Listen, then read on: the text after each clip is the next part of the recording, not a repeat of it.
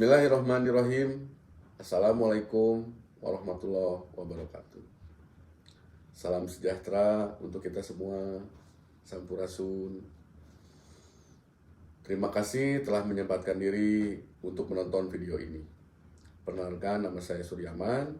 Saya adalah dosen dari Prodi Teknik Mesin Fakultas Teknologi Industri Universitas Kebangsaan Republik Indonesia yang berdomisili di Bandung. Dengan nomor induk dosen nasional atau NIDN yaitu 04 01 09 76 05. Video ini merupakan bagian dari pernyataan diri dosen dalam unjuk kinerja Tridharma Perguruan Tinggi atau PPD UKTPT dalam bidang pengajaran sebagai salah satu syarat untuk mengikuti sertifikasi dosen atau Serdos. Dalam video ini nantinya akan menampilkan micro teaching saya, yaitu salah satunya adalah mata kuliah yang saya ampuh, yaitu mata kuliah statika struktur, di mana mata kuliah statika struktur merupakan mata kuliah wajib program studi teknik mesin yang mana memiliki bobot 3 SKS yang ditawarkan pada semester genap, serta dapat dikontrak oleh mahasiswa semester 2 ke atas. Kemudian mata kuliah statika struktur sendiri sesuai dengan RPS yang telah saya buat terdiri dari 16 kali pertemuan, di mana 14 kali pertemuan materi dan 2 pertemuan untuk ujian UTS dan UAS. Mata kuliah ini untuk membekali mahasiswa dengan memahami mendasar tentang prinsip kesetimbangan gaya dan momen yang bekerja pada benda diam. Pemahaman ini sangat penting untuk analisis dan desain berbagai struktur teknis. Biasanya mata kuliah ini diampuh oleh teknik mesin dan sipil. Mata kuliah statika struktur ini relevan dengan bidang kepakaran atau keahlian saya, di mana 2 tahun terakhir ini penelitian dan publikasi artikel ilmiah saya, salah satunya tentang produk rancang bangun mesin pencacah plastik, dan ada beberapa rancang bangun yang lainnya juga. Sesuai dengan rencana pembelajaran semester atau RPS yang telah saya buat, mata kuliah statika struktur ini memiliki bahan kajian materi pembelajaran sebagai berikut. Ya, ada 9 yang akan nantinya disampaikan, yaitu di mana 1 tentang sistem gaya, di mana pengertiannya adalah pengertian dan jenis gaya, terus sistem gaya di dalam bidang dan ruang, komponen gaya, ada momen, couple, resultan gaya, momen couple, terus skema gaya, dan macam-macam tumbuhan. Nah, untuk yang kedua yaitu kesetimbangan gaya, di mana syarat kesetimbangan pada bidang dan ruang. Terus ada juga tentang statika tertentu dan kesetimbangan partikel dan benda kaku. Yang ketiga yaitu beban terdistribusi merata, di mana di sana adalah pembuatan skema gaya, perhitungan kesetimbangan statik pada pembebanan atau pada beban terdistribusi merata.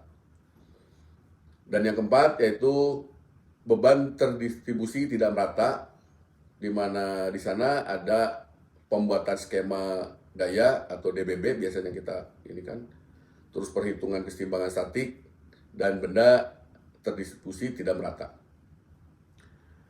Yang kelima adalah perhitungan rangka gaya-gaya batang dan kesetimbangan titik, di mana di sini adalah bagaimana caranya keseimbangan simpul dan cara pemotongan.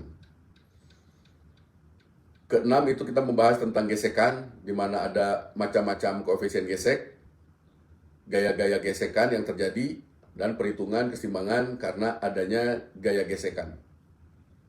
Terus yang ketujuh yaitu adalah gaya dalam dan momen lentur untuk beban terpusat, yaitu di mana di sana ada tentang pengertian jenis gaya dalam dan momen, terus penggambaran gaya, dalam dan momen dalam, terus ada gaya normal, gaya gesek, momen lentur, beban terpusat. Yang kedelapan adalah gaya dalam dan momen lentur untuk beban terdistribusi. Di sana adalah tentang pengertiannya dan jenis gaya dalam dan momen, terus penggambaran gaya dalam dan momen dalam, terus ada gaya normal, gaya gesek, momen lentur, dan untuk momen lentur untuk beban terdistribusi. Dan yang ke-9 yaitu momen inersia, di mana kita dapat menghitung dan menentukan pusat bidang penampakan profil teknik. Biasanya menghitung momen inersia ini dalam bidang terhadap sumbu-sumbu ortogonal dan polar yang melalui pusat bidang serta penggunaan dalil sumbu sejajar. Nah, untuk pelaksanaan perkuliahan, saya ini melakukan dengan cara hybrid. Jadi mengkombinasikan antara pertemuan offline, yaitu tatap muka langsung, saya dengan mahasiswa, atau dengan cara online, yaitu kita biasanya menggunakan aplikasi Zoom. Itu biasanya ada Zoom Meet atau kita pakai Google Meet biasanya. Dalam proses pembelajaran biasanya saya menggunakan pendekatan DIA, yaitu delivery, ya, kita mendelivery apa materi yang akan kita sampaikan, kita berinteraksi gitu kan, terus kita memberikan assessment atau ujian kepada mahasiswa. Nah, micro teaching yang akan saya sajikan nanti merupakan sesi pembelajaran untuk pertemuan kedua yang akan membahas tentang keseimbangan gaya, gaya statik pada bidang dan ruang. Adapun tujuan pembelajaran pada pertemuan ini sesuai dengan subcapaian pembelajaran sesi kedua pada mata pelajaran statika struktur adalah agar mahasiswa diharapkan mampu memahami dan menjelaskan tentang syarat keseimbangan pada bidang dan ruang. Yang kedua adalah memahami dan menjelaskan tentang statika tertentu. Yang ketiga yaitu memahami dan menjelaskan tentang keseimbangan partikel dan benda kaku. Adapun bahan ajar atau rujukan atau referensi yang saya berikan kepada mahasiswa itu ada 4 judul buku. Yang pertama biasanya kita pakai buku Mekanika untuk Insinyur Statika edisi keempat. Ini penerbitnya Erlangga. Penciptanya atau penulisnya adalah Beer and Johnson, itu yang tahun 1996. Yang kedua adalah Merriam and Carriage, yaitu yang judulnya Mekanika Teknik, penerbitnya Erlangga. Terus ada Popov tentang mekanika teknik versi yang standar internasional, versi SI, penerbit adalah Erlangga. Yang keempat yaitu mengenal dunia teknik mesin, penerbitnya adalah Yayasan Literasi Sains Indonesia. Penulisnya adalah kebetulan saya, Suryaman, dan kawan-kawan. Video pembelajaran ini akan menampilkan 3 kegiatan utama, di mana yang pertama adalah kegiatan awal, biasanya berisi bagaimana caranya saya membuka perkuliahan, menyampaikan tujuan pembelajaran, dan memberikan apresiasi kepada mahasiswa. Terus yang kedua yaitu kegiatan inti, jadi meliputi dengan pemaparan materi atau pemaparan materi yang akan saya sampaikan, terus kegiatan tanya jawab, terus kita melakukan diskusi dan penugasan kelompok atau individu biasanya. Terus yang ketiga yaitu adalah kegiatan penutup, di mana berisi tentang konfirmasi, terus mengevaluasi menyimpulkan materi yang telah kita bahas atau yang dipelajari, terus penyampaian materi untuk pertemuan berikutnya, dan diakhiri dengan salam penutup. Baik, mungkin demikian perkenalan dan deskripsi video yang akan ditampilkan nanti. Selamat menyaksikan. Terima kasih. Bismillahirrahmanirrahim. Assalamualaikum warahmatullahi wabarakatuh. Waalaikumsalam warahmatullahi wabarakatuh. Wassalatu wassalamu ala asyrofil anbiya'i wal mursalin wa ala alihi wa sahbihi ajmain. Amma ba'du. Saya Suryaman. Saya mengampu biasanya statika struktur, terus mekanika teknik juga ada beberapa yang untuk semester depan saya biasanya ngajar di Paramedan. Gimana hari ini? Kondisi sehat? Alhamdulillah sehat. Sebelum kita mulai sesi pelajaran hari ini untuk pemberian materi, supaya kita ada berkah dan barokahnya dalam mendapatkan ilmu, kita berdoa menurut agama dan kepercayaan masing-masing. Berdoa di masjid. Doa selesai. Ya. Kita sekarang sesi pertemuan keberapa? Kedua ya? Kedua. Kemarin kita sudah membahas tentang pendahuluan. Terus apa yang tahu kemarin apa tentang prinsip Dasar hukum utama. Oh, bisa dijelaskan apa ya? Yang pertama ada hukum paralelogram, yang kedua ada hukum transmisibilitas benda, terus yang ketiga ada hukum Newton 1, yang keempat ada hukum Newton 2, kelima ada hukum Newton 3, keenamnya ada hukum gravitasi Newton. Nah itu ya. Sebelumnya ini udah absen semua belum? Sudah ya? Sudah disiapkan. Jangan lupa absen ya. Oke. Nah untuk yang pertemuan sesi kedua ini kita membahas tentang kesetimbangan gaya statik pada ruang dan bidang. Apa itu statik? Yang tahu? Statik. Diam. Diam. Berarti kalau kesetimbangan gaya statik berarti gaya dalam posisi Diam. Dalam posisi diam. Oke. Kita masuk ke pokok pembahasan ya. Nah di sini ada pokok pembahasan ada 4, yaitu satu adalah syarat keseimbangan, terus ada yang kita harus tahu adalah macam-macam tumpuan, ada jenis beban dan muatan, sama free body diagram atau diagram benda bebas. Nah, apa aja sih syarat keseimbangan itu? Ya. Nah ini syarat keseimbangan adalah apa? Sebuah benda atau partikel yang dikatakan dalam kondisi seimbang jika jumlah gaya dan momen yang bekerja sama dengan 0. Ya. Jadi apabila ada sebuah benda, kan, ya seperti halnya ini kan, dia pada posisi seimbang apabila dia tidak memiliki gaya, dia dalam posisi seimbang, berarti sama dengan 0, gitu kan? Nah terus benda itu tidak sedang bergerak atau bertranslasi atau berotasi. Nah, dengan kata lain bahwa benda berada dalam kondisi diam atau bergerak secara konstan dengan kecepatan konstan. Jadi meskipun dalam statika struktur kita lebih sering berurusan dengan kondisi diam, tapi apabila benda itu bergerak secara konstan, itu dinyatakan benda itu seimbang. Okay. Nah, syarat berikutnya adalah di mana adalah jumlah komponen gaya pada sumbu X adalah sama dengan 0. Berarti apa? Sigma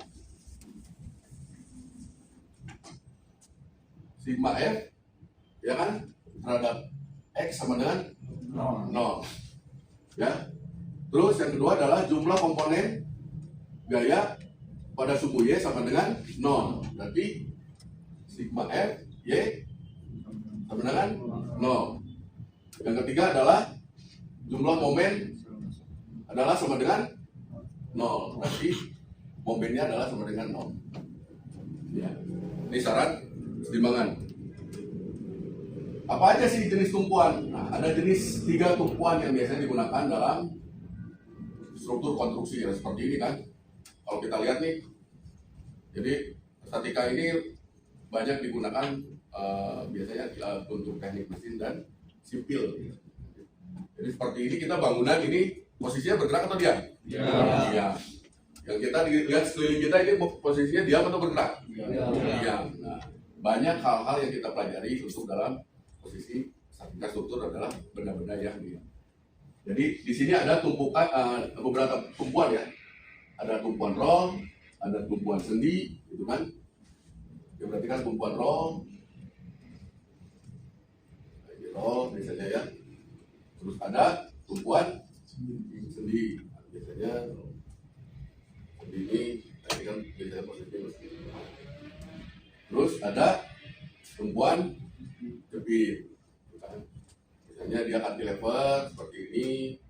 Nah ini biasanya posisinya adalah tumpuan jepit. Nah, masing-masing tumpuan ini memiliki karakteristik dan reaksi yang berbeda-beda terhadap gaya dan momen. Apa yang menjadi karakteristiknya atau reaksinya? Misalnya sekarang ini tumpuan roll ya. Tumpuan roll ini dia hanya bereaksi terhadap apa? Terhadap sumbu X dia beraksi nggak? Hah? Dia kan ada Newton berapa? Newton 3 atau Newton 2? Aksi reaksi? 3. Jadi apabila dia berikan aksi, maka harus ada reaksi. Nah, tumpuan roll ini bereaksi terhadap apa? Dia bereaksi nggak kalau terhadap sumbu X? Iya. Nah. Coba aku dorong mobil, oke roll. Dia tidak akan bereaksi. Keliling aja kan berarti kan ke depan berarti tidak bereaksi. Tapi sigma apa? Fx ya adalah tidak sama dengan 0. Kalau ini sekarang terhadap sumbu Y, dia bereaksi nggak? Bereaksi. Berarti Fy sama dengan 0. Ya. Terhadap momen, dia bereaksi tidak?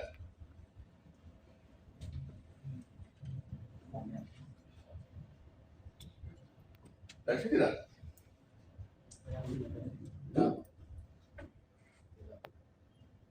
Nah,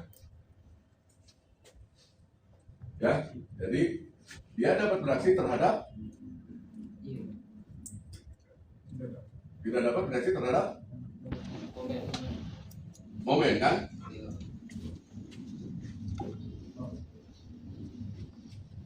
Oke, nah, sekarang untuk yang misal dia bereaksi terhadap sumbu Y dan sumbu X. Berarti apa? Untuk terhadap Y dia RY tidak sama dengan 0. Untuk RX tidak sama dengan 0. Berarti untuk momen dia ada nggak?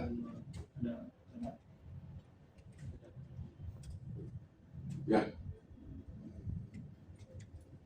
Nah, selanjutnya untuk tumpuan jepit. Apabila tumpuan jepit adalah, kan? Jadi jepit bawa RX, ya. Terus ini terhadap RY, berarti kan ya? Dia bereaksi berarti tidak sama dengan 0. Apabila dia menerima momen, reaksi ya? Jadi berarti salah ini. Berarti sigma sama dengan 0. Untuk Rx berarti tidak sama dengan Oke. Berarti hanya jepit saja yang nah ini jenis-jenis beban atau muatan. Jadi yang pertama itu ada beban terpusat, ya. Apa itu beban terpusat? Nah ini kan satu contohnya ya. Ya, terpusat di suatu batang. Nah, yang kedua adalah beban terdistribusi. Nah seperti ini nih. Ini biasanya ditemui di apa? Pada posisi apa? Jembatan. Ya. Nah, ini untuk beban momen. Nah, ini kan kita biasanya poros atau engkol, kan, flywheel. Nah, biasanya kita kan penghitungan ini banyak di teknik sipil dan kita lebih banyak di jadi semua beban itu harus dihitung menjadi komponen aksi, bukan yang akan diteruskan ke tumpuan atau peletakan di mana tumpuan akan memberikan reaksi sebesar aksi yang diterima, sehingga hukum Newton ketiga berlaku di sini, ya, di mana gaya aksi sama dengan reaksi. Itu ya. Nah ini kemarin sudah untuk diagram benda bebas, belum pakai diagram benda bebas ya kemarin ya?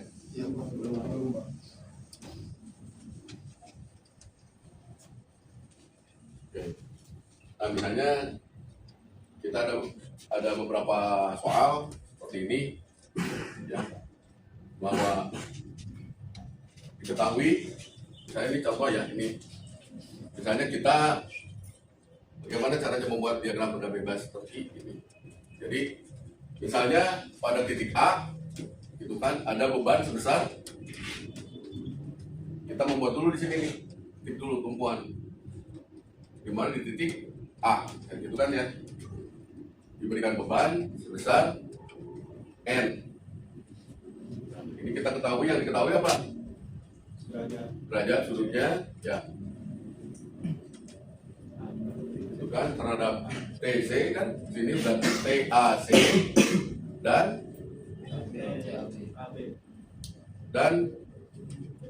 TAB.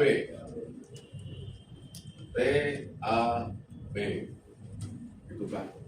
Nah, biasanya kita ingin mengetahui berapa ini aksinya sebesar N, ya. Berapa reaksinya terhadap apa? Vektor TAC dan TAB. Nah, ini penggambaran diagram benda bebas seperti ini. Nah, ini kita ke contoh yang juga sama. Ada yang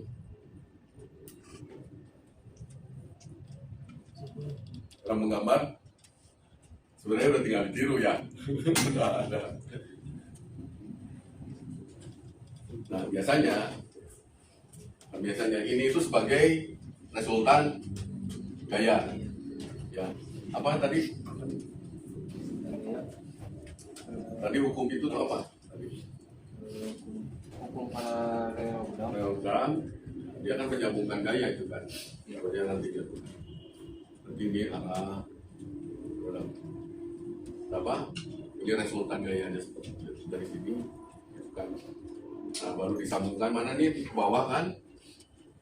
Ini kan resultan gaya. Nah, biasanya ini yang diketahui, misalnya, atau ini yang diketahui, nanti sudutnya yang dicari, apa ini dicari, di belakang. Sebelum sini ada yang bertanyakan?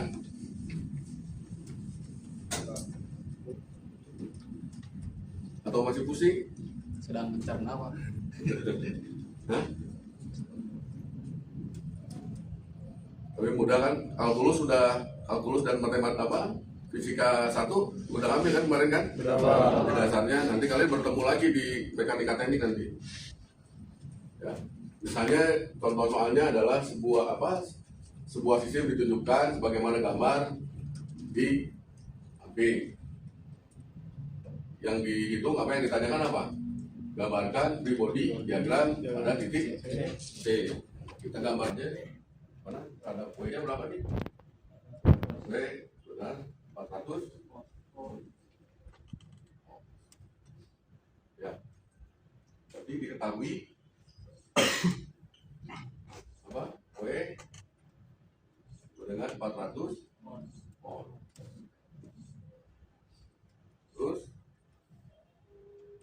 sudut TAC, ya kan, berarti kan? Berarti ini TAC memiliki, ya udah kan dia berapa derajat ini? 50 derajat. Terus untuk yang asma TBC berarti ya? TBC adalah 30 derajat. Nah, kita inikan dulu nih sekarang. Uraikan dulu. Tadi hukumnya apa tuh tadi?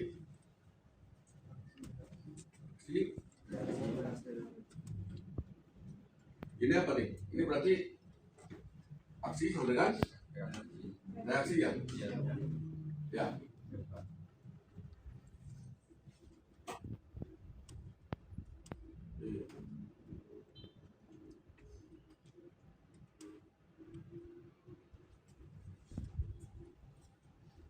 Berarti sumbu ini terhadap, kita cari dulu apa tuh?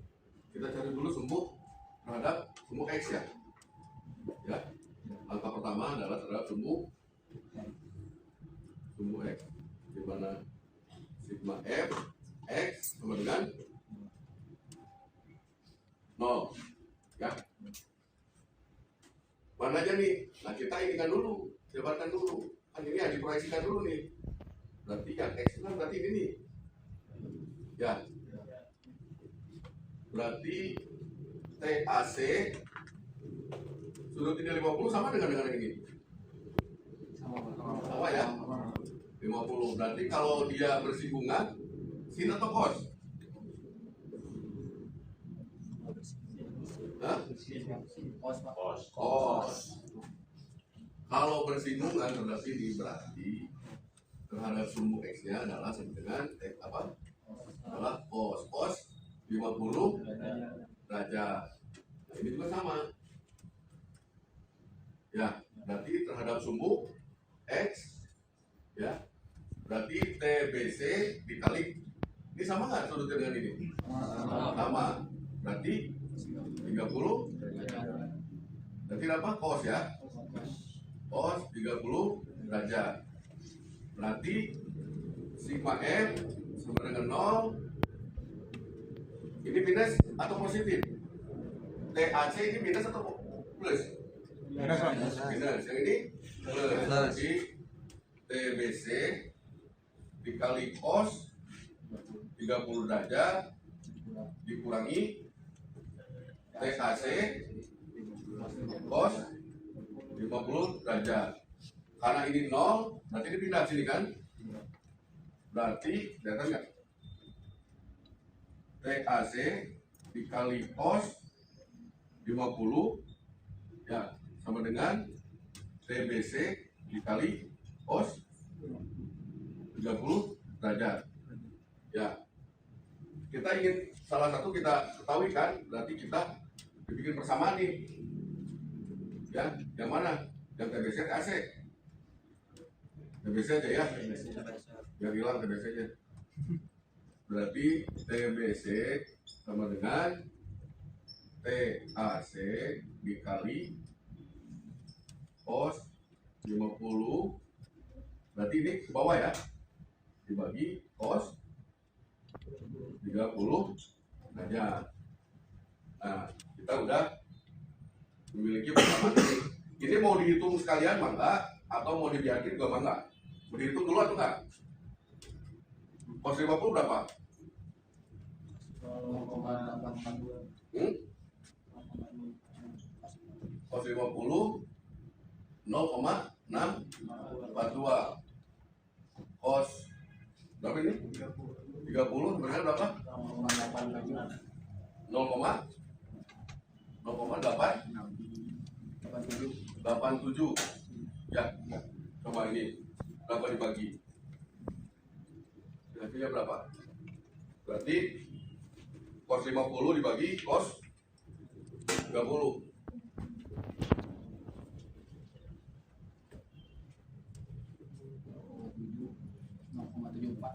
0,74. Berarti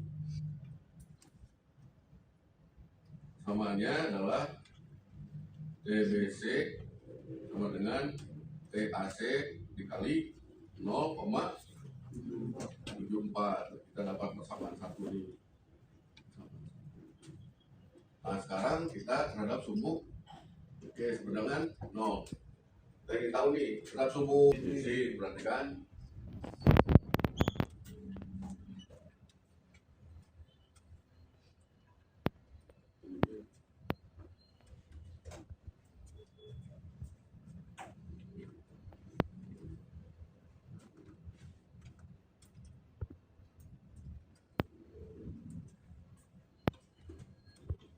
sigma FY sama dengan 0. Berarti mana aja nih ya? Berarti TBC sama dengan sin berapa nih? 30. Dan ini TAC ya, sin 50. Berarti ini ya, kita ini dan mana lagi yang Y? Iya. Mana sumbu Y? Arahnya mana aja? Nah, baik. Berarti ini arahnya ke atas. Positif negatif? Positif. Berarti TAC dikali sin 50 ya kan? Ditambah TBC dikali sin 30 derajat dikurangi 400 volt sama dengan 0, gitu kan? Ini pindah sini ya, boleh? TAC dikali sin 50 derajat ditambah, nah kita ada persamaan kan? TBC kan? Ini biar hilang, berarti TBC berarti apa? TAC dikali 0,74 ya, dikali sin 30 berapa? Langsung aja kita ini aja. 0,5 kali 0,5 ya, sama dengan ini langsung aja dihitung nih. 50 0,76. Nah, dengan 4 itu kan, ini tinggal ditambahkan kan, ini dikalikan dulu nih berapa? 0, TAC 0,74 dikali 0,5 0,37. berarti TAC 0,37. Ini TAC 0,76. Berarti ditambahin berapa? Berarti TAC kali 1,14 sama dengan 400. Berarti TAC sama dengan 400 per berapa nih? 120. Hah? 300 88. Berarti sumbu apa gaya yang terhadap TAC berarti berapa nih?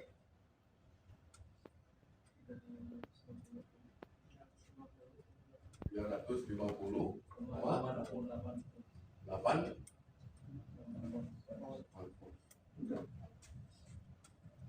Ini tinggal di sini kan ke persamaan, berarti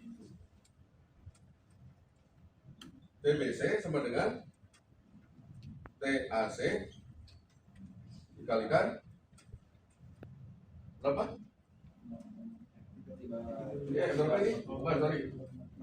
0,74. Ini kan masuk ke sini kan? Berarti 350,88 dikali 0,74.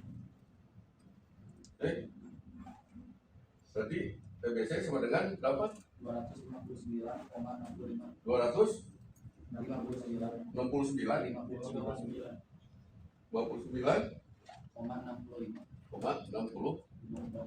Oh, gitu.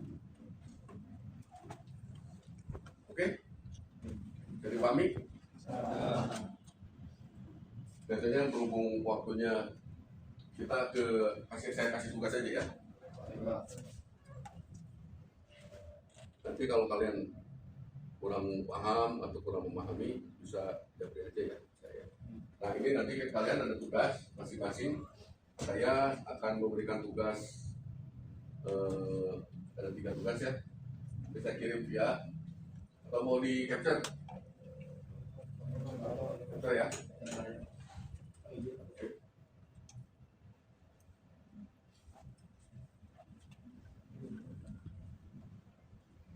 Mungkin cukup sekian pertemuan kali ini. Mudah-mudahan apa yang saya terangkan kalian bisa memahami. Kalau kurang paham kalian bisa langsung japri saya. Kalau kurang seperti apa enggak. Pada intinya kalian harus memenuhi CPL ya. Jadi maksudnya capaian pembelajaran apa untuk mata kuliah ini kalian harus paham. Saya cukup akhiri. Wabillahi taufiq wal hidayah. Wassalamualaikum